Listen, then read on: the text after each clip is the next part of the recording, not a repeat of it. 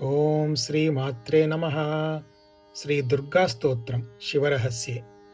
దుర్గాం శివాం శాంతికరీం బ్రహ్మాణీం బ్రహ్మణప్రియాం సర్వలోకప్రణేత్రీం చ ప్రణమామి సదాశివాం. మంగళాం శోభనాం శుద్ధాం నిష్కళాం పరమాం కలాం విశ్వేశ్వరీం విశ్వమాతాం చండికాం ప్రణమామ్యహం. सर्वदेवमयीं देवीं सर्वरोगभयापहां ब्रह्मेश विष्णुनमितां प्रणमामि सदा उमां. विन्ध्यस्थां विन्ध्यनिलयां दिव्यस्थाननिवासिनीं योगिनीं योगमातां च चण्डिकां प्रणमाम्यहम्. ईशानमातरं देवीमीश्वरीमीश्वरप्रियां प्रणतोऽस्मि सदा दुर्गां संसारार्णवतारिणीं.